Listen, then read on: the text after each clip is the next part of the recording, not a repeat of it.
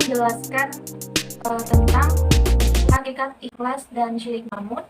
Yang pertama, saya akan menjelaskan hakikat ikhlas itu sendiri. Sebelum kita mengetahui bagaimanakah hakikat dari ikhlas itu sendiri, ada baiknya kita mengetahui tentang makna ikhlas itu sendiri. Ikhlas dalam Kamus Besar Bahasa Indonesia diartikan sebagai bersih, kejujuran, tulus hati, dan kerelaan. Nah, secara etimologi, kata ikhlas sendiri dapat berarti yaitu membersihkan diri, bersih, jernih, suci dari campuran dan pencemaran, baik berupa hal-hal yang berbau materi ataupun imateri. Sedangkan secara terminologi, ikhlas mempunyai pengertian sebagai kejujuran hamba dalam keyakinan atau akidah dan perbuatan yang hanya ditunjukkan kepada Allah Subhanahu wa Ta'ala. Kata ikhlas dalam kamus istilah agama diartikan sebagai yaitu ketika seseorang melakukan sesuatu pekerjaan semata-mata hanya karena Allah, bukan karena ingin memperoleh keuntungan diri, baik itu lahiriah atau batiniah. Dalam hal ini dapat kita lihat bahwasannya hakikat ikhlas adalah ketika hati kita bersih, suci, ketika melakukan sesuatu. Ikhlas juga hakikatnya yaitu ketika kita bisa benar-benar melakukan sesuatu tanpa mengharapkan imbalan atau balasan. Ada baiknya kita mengetahui beberapa pendapat dari ulama mengenai hakikat ikhlas. Ada beberapa pendapat mengenai ikhlas menurut ulama.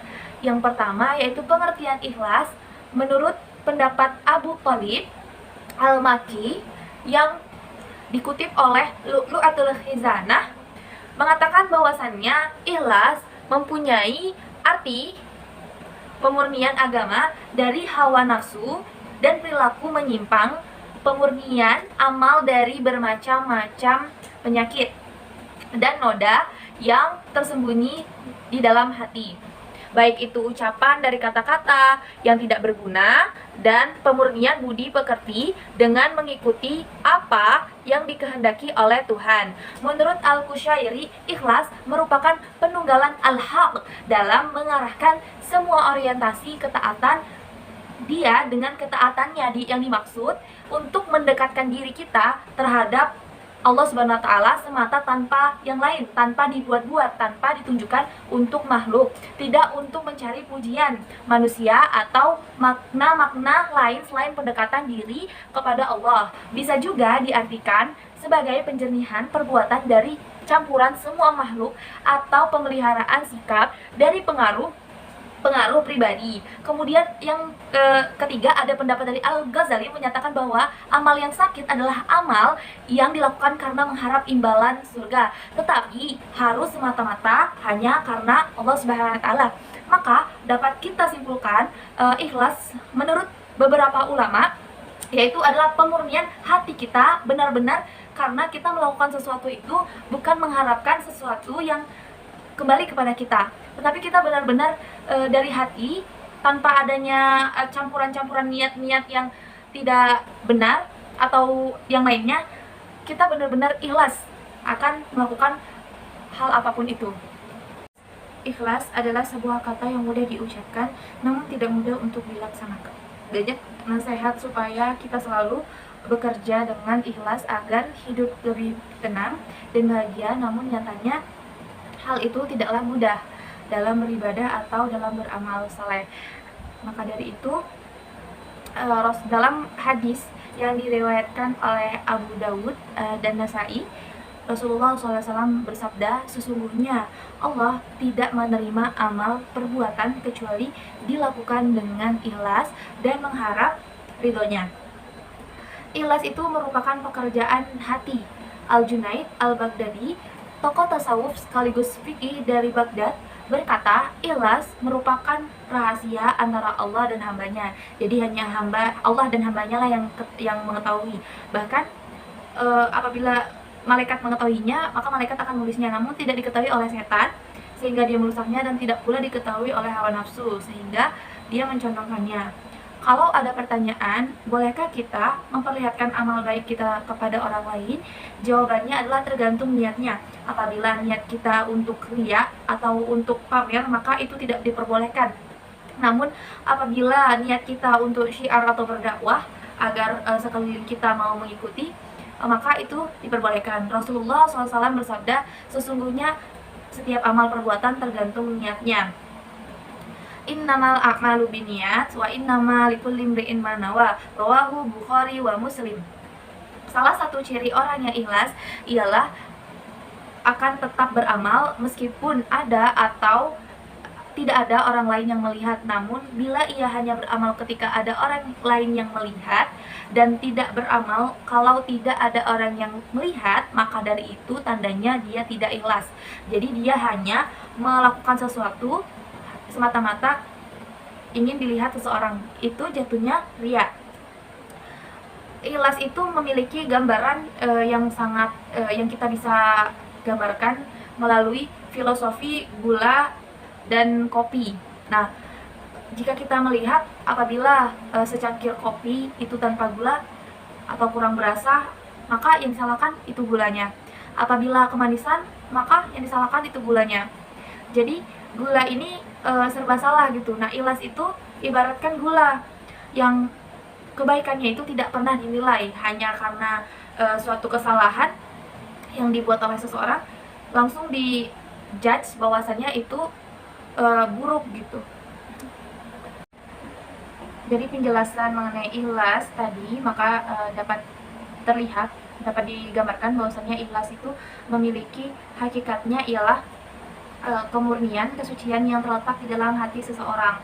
Maka apabila kemurnian dan kesucian ini telah dimiliki oleh seseorang, ketika ia melakukan sesuatu, tidak akan ada keinginan untuk mendapatkan feedback dari hal yang telah ia perbuat. Baik, selanjutnya kita lanjut kepada penjelasan mengenai syirik. Baik, saya akan menjelaskan mengenai tentang syirik. Sebelum kita mengetahui hakikat syirik itu, kita akan pahami dulu makna syirik yang berasal dari kata bahasa Arab yang berarti sekutu atau persekutuan. Secara terminologi, syirik mempunyai dua arti umum dan arti khusus. Yang dimaksudkan arti umum adalah menyamakan selain Allah dengan Allah dalam hal-hal yang merupakan kekhususan Allah. Yang dimaksud dengan penyamaan di sini adalah semua bentuk kesekutuan, baik Allah menyamai yang lain pada kesekutuan itu maupun melebihi kesamaannya dari Allah. Atas dasar makna tersebut, syirik dapat dibagi menjadi tiga, yaitu dalam hal rububiyah, uluhiyah, asma, dan sifat. Dari penjelasan tersebut, maka kita dapat saya gambarkan pada hakikatnya syirik merupakan keimanan atau kepercayaan seseorang terhadap Tuhan, namun ia menyamakan Tuhannya dengan sesuatu yang ia anggap sama, kemudian meyakininya. Maka setelah ini saya akan membacakan hadis mengenai syirik yang berkaitan dengan syirik. Seperti yang kita ketahui bahwasanya syirik ini memiliki jenis, memiliki bagian. Yang pertama yaitu syirik besar dan syirik kecil. Syirik besar itu cakupannya yang tadi disebutkan dalam definisi syirik, yang mencakup uluhiyah, rububiyah, dan asma dan sifat. Kemudian sedangkan syirik kecil itu ialah riya, seperti yang dijelaskan oleh Rasulullah SAW dalam hadis. Ia berkata, akhwafu ma akhafa alaikum syirka al-asgaru fas'alu anhu faqala ar-riya. Sesuatu yang paling aku khawatirkan dari kamu atau kalian adalah perbuatan syirik kecil. Kemudian beliau ditanya tentang itu dan beliau menjawab, yaitu riya. Hadis riwayat Ahmad, Tabrani, dan Abu Dawud. Diriwayatkan juga dari Ibnu Mas'ud bahwa Rasulullah SAW bersabda, man mata wa huwa yad'u min dunillahi niddan dakhalan nar. Barang siapa yang mati dalam keadaan menyembah sesembahan selain Allah, maka masuklah ia ke dalam neraka. Hadis riwayat Bukhari. Diriwayatkan juga oleh Muslim dari Jabir bahwasannya Rasulullah SAW bersabda, man laqiyallahu la yusyriku bihi syai'an dakhalal jannah Wa man laqiyahu yusyriku bihi syai'an dakhalan nar. Barang siapa yang menemui Allah mati dalam keadaan tidak berbuat syirik kepadanya, pasti ia akan masuk surga. Dan barang siapa yang menemuinya mati dalam keadaan berbuat kemusyrikan, maka pasti ia akan masuk neraka. Jelas dalam hadis tersebut bahwasannya syirik merupakan perbuatan yang tidak ada toleransinya, tidak ada ampunannya. Masuk apabila seseorang melakukan syirik, maka ia akan masuk dan pasti akan masuk ke dalam neraka. Maka dalam hal ini syirik merupakan perbuatan dosa yang harus ditakuti dan dijauhi. Riya termasuk perbuatan syirik. Riya merupakan syirik kecil. Riya adalah dosa yang paling ditakuti oleh Rasulullah terhadap orang-orang yang soleh. Untuk mengenal syirik lebih dalam lagi, maka dapat diartikan syirik ialah menyetarakan selain Allah dengan Allah yang merupakan kekhususan bagi Allah. Contohnya ialah di antara kekhususan Allah adalah memberikan rezeki, artinya hanya Allah lah yang memiliki kemampuan untuk memberikan rezeki kepada manusia.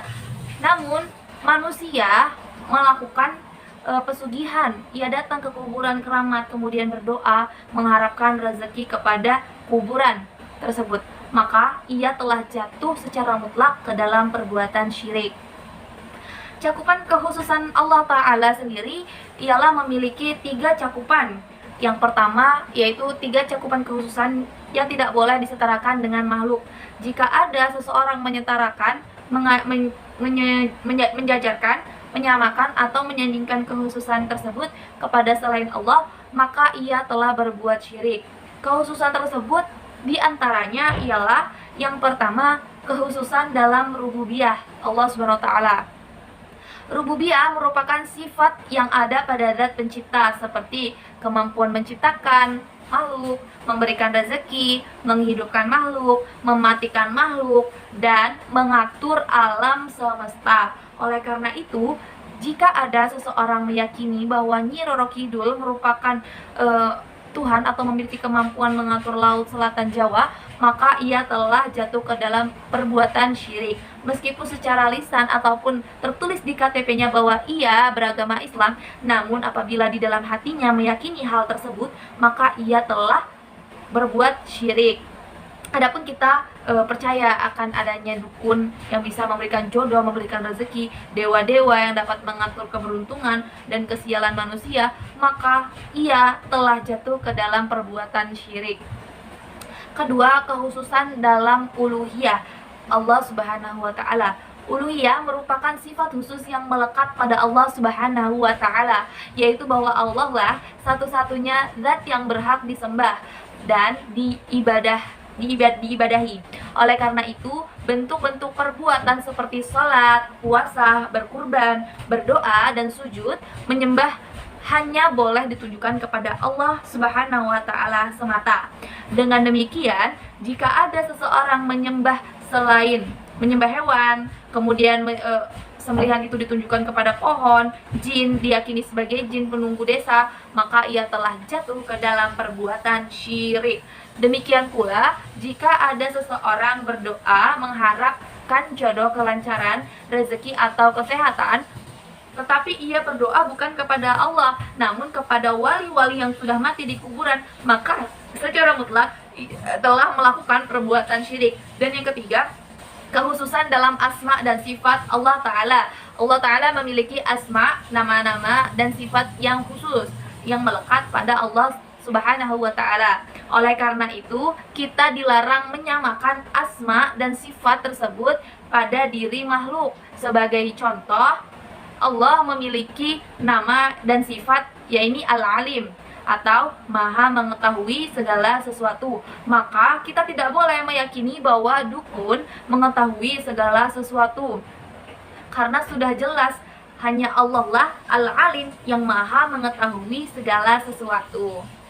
Maka dari itu, apabila kita meyakini hal itu, bahwasannya dukun mengetahui segala sesuatu, berarti sama dengan kita menyamakan atas asma Allah, asma yang dimiliki Allah yang ada pada dukun tersebut. Itu termasuk ke dalam perbuatan syirik. Bahkan hal-hal itu, hal-hal yang kecil pun harus kita perhatikan, karena seperti yang saya jelaskan sebelumnya, syirik itu bukan hanya syirik besar, namun ada syirik kecil. Bahkan banyak orang yang terjerumus dalam syirik kecil tersebut. Bahkan mungkin orang-orang belum tahu bahwasannya syirik kecil itu ternyata ada di sekitar kita, yaitu ria. Ria ini merupakan syirik kecil yang bisa dibilang tanpa disadari pernah dilakukan oleh setiap manusia. Maka dari itu wajiblah kita untuk menghindari hal-hal yang dapat menjadikan diri kita untuk condong kepada syirik, baik itu syirik besar maupun syirik kecil. Pada kali ini dari penjelasan ikhlas dan syirik ini menurut saya ada kaitannya, karena dengan ikhlas beribadah, insya Allah akan menjauhkan kita dari hal-hal kesyirikan.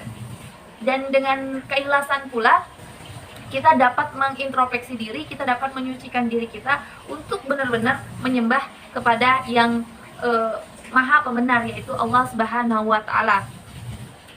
Maka dari itu mungkin yang dapat kita ambil dari pelajaran kali ini, yaitu bahwasannya dalam melakukan sesuatu kita harus niat yang baik, dan kita harus benar-benar melakukannya hanya karena Allah, agar segala sesuatu yang kita lakukan tidak menimbulkan efek buruk ataupun hal-hal yang tidak kita inginkan, salah satunya yaitu syirik.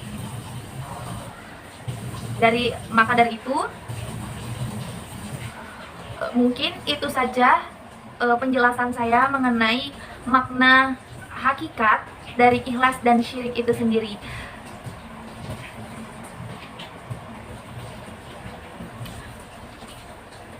Namun sebelumnya saya akan menjelaskan mengenai pandangan saya terhadap ikhlas dan syirik itu sendiri, yang benar-benar memiliki arti yang luar biasa. Hal-hal kecil pun yang apabila kita tidak tahu, bahkan bisa membuat diri kita condong akan hal tersebut.